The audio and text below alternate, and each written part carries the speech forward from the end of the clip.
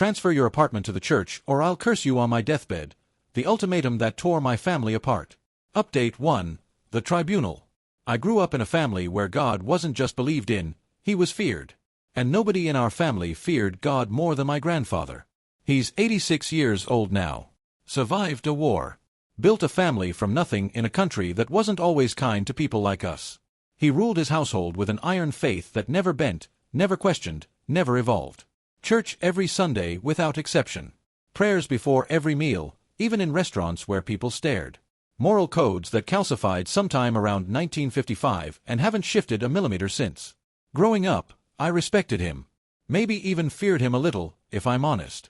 When my grandfather spoke about sin and righteousness and God's judgment, people listened. Even people who didn't fully believe.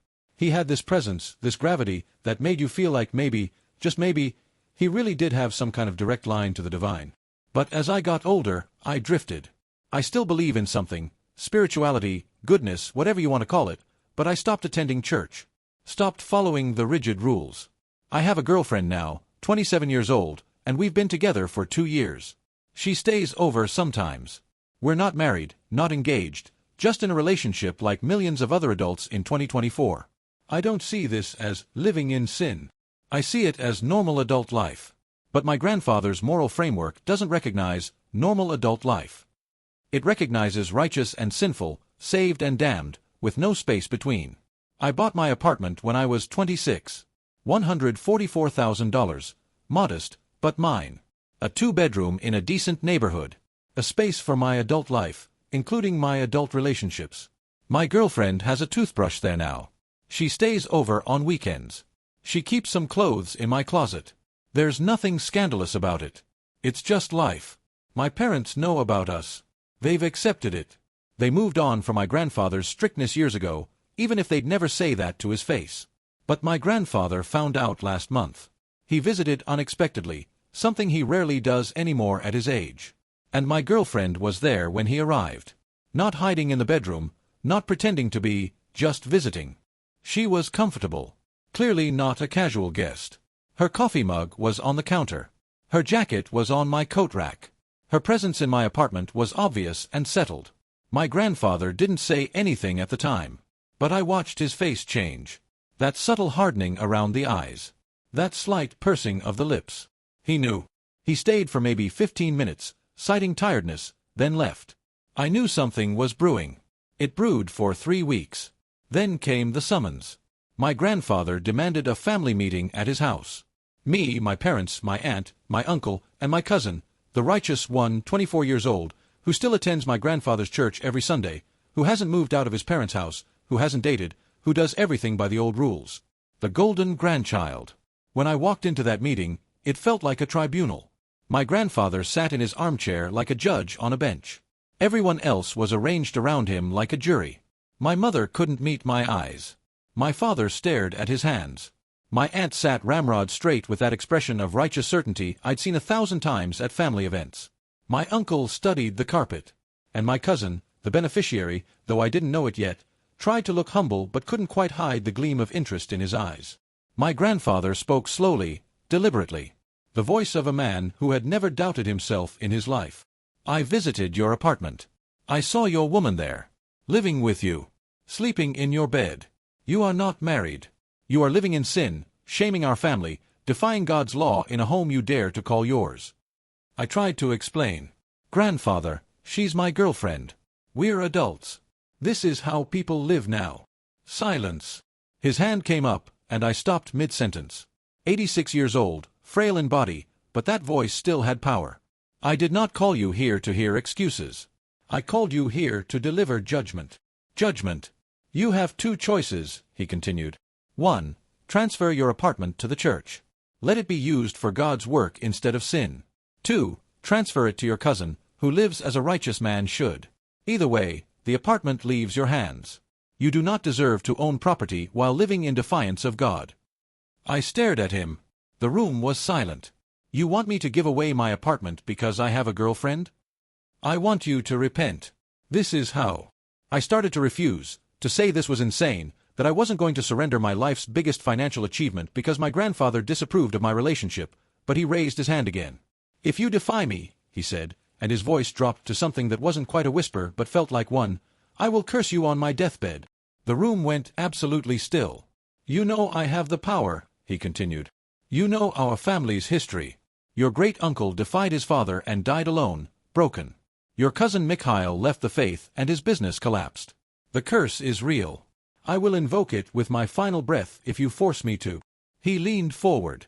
"Do you want to live your whole life under a family curse?" I looked around the room for support. My mother looked terrified. Genuinely, physically terrified, pale face, shaking hands. She believes in the curse. She grew up under its shadow. My father was uncomfortable but silent. I don't think he believes, but he wasn't going to provoke the old man. My aunt nodded along with my grandfather, her lips pressed together in that familiar expression of devout certainty. My uncle avoided eye contact entirely. And my cousin, the one who would inherit my apartment if I gave in, tried very hard to look humble and neutral. But I could see it in his posture. The interest. The barely concealed hope. Nobody spoke against my grandfather. Nobody defended me. I was alone in that room. Here's the thing about the family curse. It's not metaphorical to these people. It's not symbolic. It's a genuine belief, passed down through generations like an heirloom nobody asked for. My grandfather's father supposedly cursed a disobedient son in the 1940s. That son, my great-uncle, did lose everything. His business failed. His wife left him. He died alone in a state hospital. The family points to this as proof. My cousin Mikhail left the faith 15 years ago, married outside our traditions, and my grandfather cursed him at a family gathering. Mikhail's business did collapse 3 years later. His marriage ended. He moved across the country and we never see him anymore. Proof, they say. Evidence. I suspect correlation rather than causation. My great-uncle drank heavily. Mikhail made terrible investment decisions. They weren't cursed. They made bad choices. The curse is just how my family explains failure without examining its causes.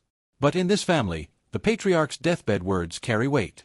Literal, supernatural weight. I don't believe it. But everyone around me does. I spoke carefully, choosing every word. "Grandfather, I respect you. I respect our family. But I don't believe that God wants me to give away my apartment because I have a girlfriend. I don't believe curses work that way. And I'm not going to make a major financial decision based on a supernatural threat." His face hardened further. Something cold settled into his eyes. "You don't believe," he said. "That's the problem. Your generation has abandoned faith for comfort. But belief doesn't change reality. The curse is real whether you believe or not." He paused. "You'll see." The meeting ended coldly. I left as the family villain, the one who defied my grandfather, who valued my apartment over family peace, who risked bringing a curse on himself and perhaps on others. My mother called that night, crying, "Please just do what he asks. I can't bear to lose you." "You're not going to lose me, Mom. Curses aren't real. You don't know that." Her voice broke. "You don't know what I've seen." Update 2. The Pressure Campaign. Over the following weeks, my family contacted me one by one. It felt coordinated. Maybe it was. My aunt called first. "Your grandfather doesn't have long. Don't let his final days be bitter because of your stubbornness. Is an apartment worth destroying an old man's peace?" My uncle texted, "He's not much of a talker, just transfer it. You're young, you can buy another apartment. You can't undo a curse." My cousin called, trying to seem neutral. "I'm not asking for anything," he said, which was technically true since my grandfather was doing all the asking. "But if grandfather wants it this way, maybe there's wisdom in it. He's lived a long life. He's seen things we haven't." Everyone had an opinion. Everyone's opinion was that I should surrender. I talked to my girlfriend about it. We sat on my couch, the couch in the apartment I was being pressured to give away, and she listened to the whole story with an expression of growing disbelief. "They want you to give away your apartment because we're dating? Because I sleep over?" She shook her head. "Are we in the 1800s? "My grandfather is in the 1800s, I said. "The rest of the family is just afraid of him." "What are you going to do?" I looked around my apartment. The apartment I'd saved for. The apartment I'd bought with years of work and sacrifice. The walls I'd painted myself. The furniture I'd assembled. The life I'd built. "Keep my apartment," I said. "Not believe in curses. Hope I'm right." I did some research. Spent a few evenings reading about family curses, the psychology, the history, the reality behind the belief. What I found was what I expected. Curses work through belief. People who believe they're cursed make decisions that fulfill the curse. They take more risks, they interpret setbacks as confirmation, they stop trying because what's the point when you're doomed anyway? Self-fulfilling prophecy. Confirmation bias. My great-uncle wasn't cursed. He drank himself into unemployment and isolation because he believed he was doomed anyway. Cousin Mikhail wasn't cursed. He made risky business decisions and blamed the supernatural when they failed. The curse is just a framework for explaining failure without examining causes. But here's the trap. If I give away my apartment and my life gets worse, they'll say, "See, the curse got you anyway because you hesitated." If I keep my apartment and my life gets worse for any normal reason, job loss, health issues, relationship problems, they'll say, "The curse." There's no winning with magical thinking. The only move is not to play. I did something unexpected. I visited a pastor. Not my grandfather's fire and brimstone church.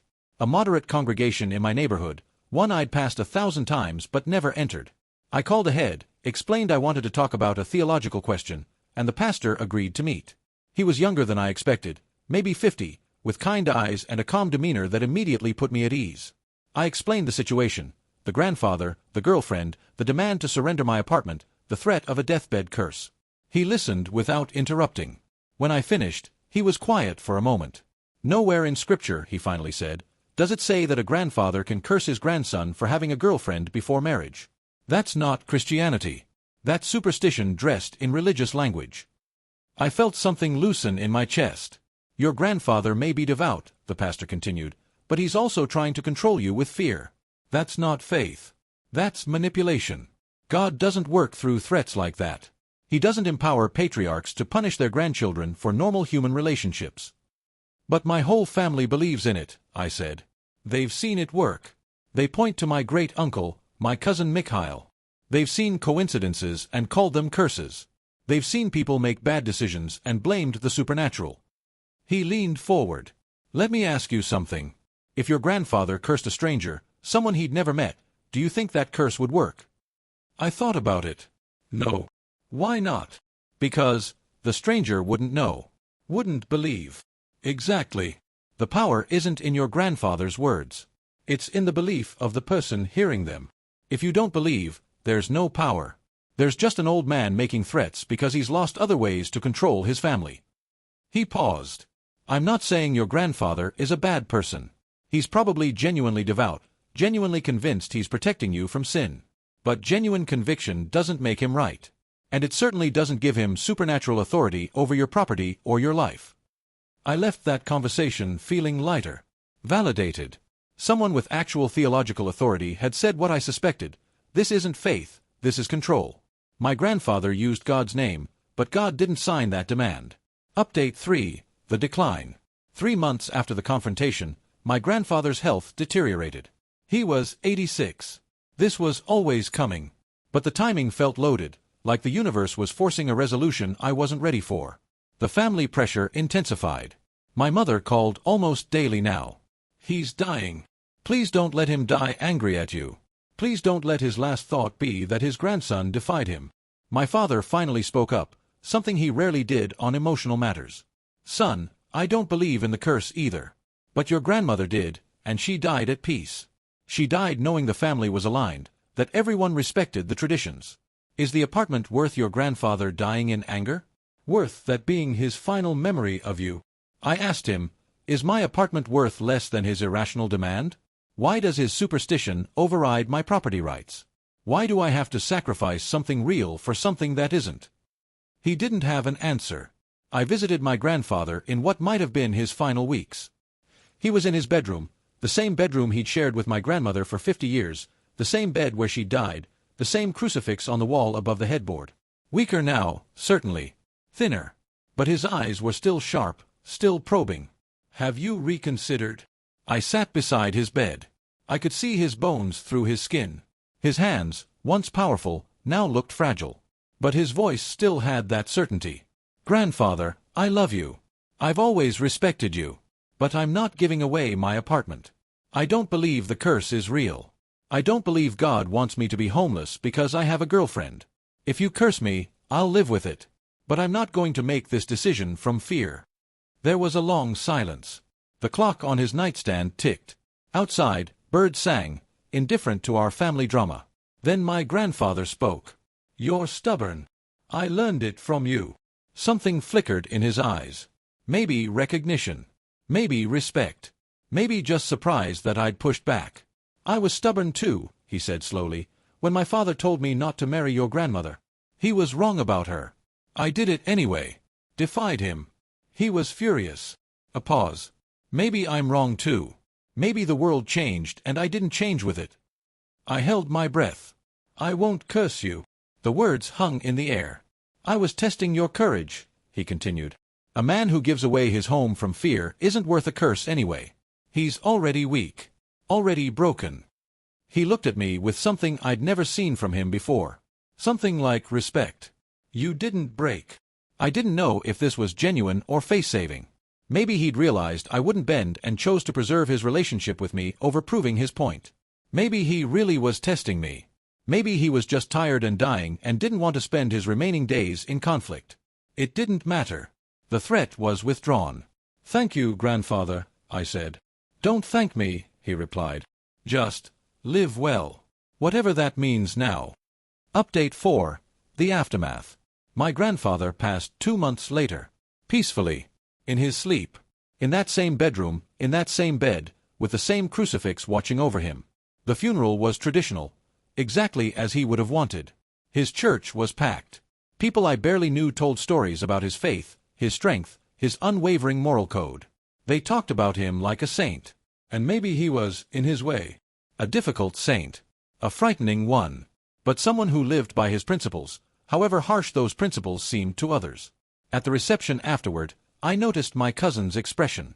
Disappointment. Poorly concealed. He'd been promised my apartment by a dying man, and the dying man had changed his mind. I don't think my cousin wanted me cursed, not really. But he definitely wanted my apartment. Inheritance drama with supernatural frosting. My aunt whispered to me that I'd gotten lucky, that grandfather relented. As if my grandfather's change of heart was divine intervention rather than a stubborn old man recognizing stubbornness in his grandson. My mother was just relieved. She hugged me at the graveside, crying, and said, "Thank God there's no curse. Thank God." I didn't argue. Didn't point out that there was never going to be a curse because curses aren't real. Let her have her relief. Let her have her narrative. I stood at the grave of a man I'd loved but never fully understood. A man from another century with beliefs I couldn't share. The apartment, the one that was supposed to be given away to the church or my cousin, was still mine. The curse never came. And now, without my grandfather's looming authority, the family dynamics began to shift. My mother stopped expressing disapproval of my relationship. Maybe she finally accepted that my lifestyle wasn't sinful. Maybe she just didn't have the energy anymore, without my grandfather to set the moral framework. My father admitted, finally, that he'd never believed in the curse. "But I couldn't contradict my father," he said. "Not while he was alive. You understand." I did understand. That was the tragedy of it. Everyone's so afraid of the old man that they let him dictate their beliefs, their choices, their lives. My cousin remained distant. We'd never been close, but now there was an awkwardness between us. He'd let himself hope for my apartment. He'd sat in that tribunal silently benefiting from my grandfather's demands. That kind of thing is hard to forget. Update 5. The resolution. 3 years have passed since my grandfather's death. My girlfriend became my fiancée and then my wife. We married in a civil ceremony, no church, no blessing from a priest, just the two of us and the people who mattered. Some family attended. Some didn't. My mother came, held my wife's hand, and cried happy tears. My cousin did not come. We're having a baby now. The apartment, the one that was supposed to be given away, the one I was supposed to surrender out of fear of supernatural punishment, is becoming our first family home. We've been looking at houses, actually. The place is getting small for a growing family. We'll outgrow it soon, for happy reasons. Not superstitious ones. My grandfather's photograph sits on a shelf in our living room. I put it there myself. Respected, remembered, not feared. Sometimes I talk to it. You were wrong about her, old man. But you were right about stubbornness. Thanks for that. He doesn't answer, of course. But I like to think he'd appreciate the irony. His stubborn grandson married the sinful girlfriend, living in the apartment he tried to take away, raising a child who will never hear about deathbed curses except as a cautionary tale about manipulation. Reflection. He threatened to curse me because my girlfriend sleeps over. Not because I hurt anyone. Not because I stole or lied. Because I'm in a normal adult relationship that his 1950s morality couldn't accept. That's not a religious conviction. That's using God as a weapon. The family curse supposedly destroyed my great-uncle and cousin Mikhail. But great-uncle drank himself to death after his business failed from bad decisions. Mikhail made terrible investments and blamed the supernatural. They weren't cursed. They made bad choices, and the curse became an explanation that absolved everyone of examining the real causes. My mother said, "You don't know what I've seen." She's seen coincidences her whole life and called them curses. Confirmation bias running through generations. Every misfortune becomes evidence. Every success is ignored. That's not supernatural. That's pattern matching gone wrong.